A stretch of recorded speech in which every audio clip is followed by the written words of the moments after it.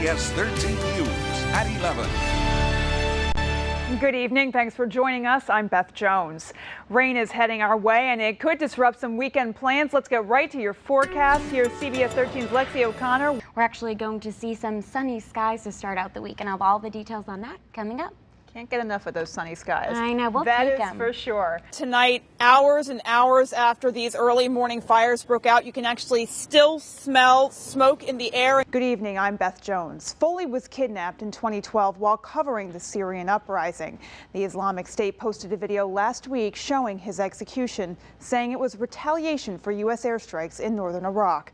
And the British ambassador to the U.S. says by using voice recognition technology, they are closing in on identifying the militant who killed Foley in the video posted last week. Healthcare crisis in Maine. Supporters say they want universal health care for all Mainers. Fox 23's Katie Sampson tells us how this is the start of a larger movement for change. Just starting off with the basic step here. 1, 2, 3, 5, 6.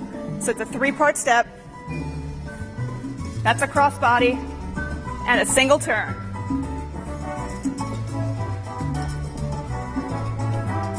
We'll talk about an early Christmas. A pair of New Hampshire grandparents are $2.4 million richer tonight. The Chester couple hit the jackpot at a notoriously stubborn MGM Grand slot machine in Vegas. That's really going to tell the tale as to just how intense this gets and how much flooding we see. Again, high tide. Woo! Oh, I've been waiting for that all morning. Good times. But yeah, you can see some pretty intense action out here. We're live in Camp Ellis, a very soaked Beth Jones, News 13. Back to you.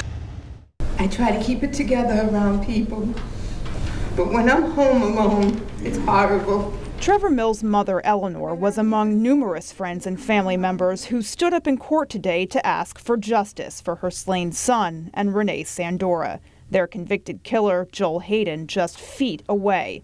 They described agonizing grief, nightmares, anger, and all asked that Hayden get the maximum sentence. He deserves nothing less than life, and I hope he lives out the rest of his miserable days caged up like the animal that he is.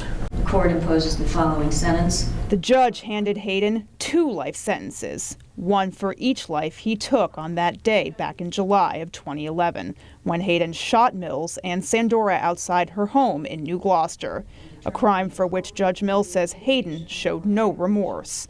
On his way out of court, Hayden had this to say. You'll pray for me like I pray for y'all every day, all right? The peaceful spirit will get him further than just fighting this thing. It's over.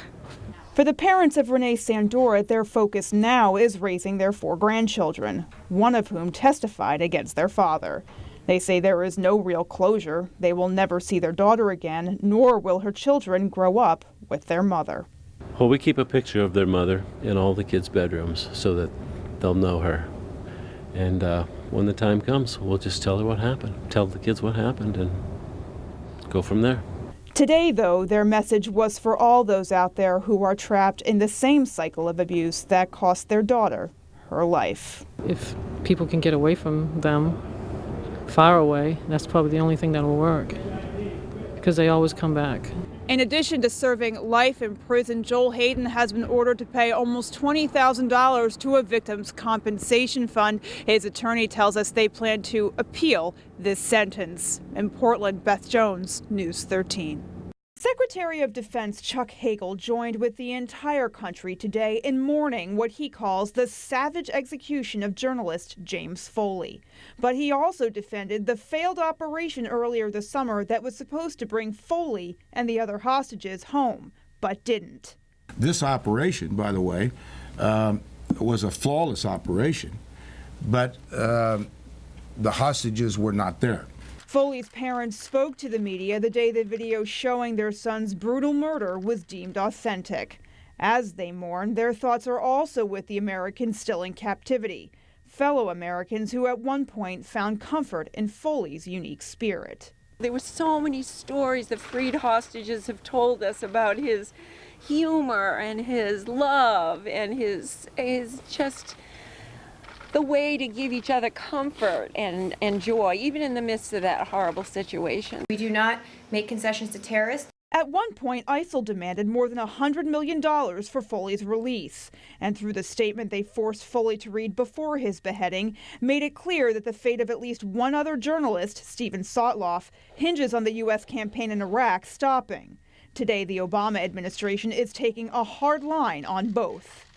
We believe that paying ransoms or making concessions would both put all Americans overseas at greater risk for kidnapping and in harm's way. The United States and the international community will increase support for Iraq in tandem with political progress. In the meantime, James Foley's parents have spoken to President Obama. We beg that they might consider other ways of dealing such that Stephen and the others might be spared. They are praying for unity and peace. Let's come together as a country, please. Don't criticize one another. Jim was a great American, and he believed in the very best of our country. Many around the world are reaching out to support the Foley family. That now includes Pope Francis. John and Diane Foley received a phone call from the Pope today. A Vatican spokesperson says he reached out to offer his condolences and to assure the family he was praying for them. In the studio, Beth Jones, CBS 13 News. Greg and Adrian, back to you.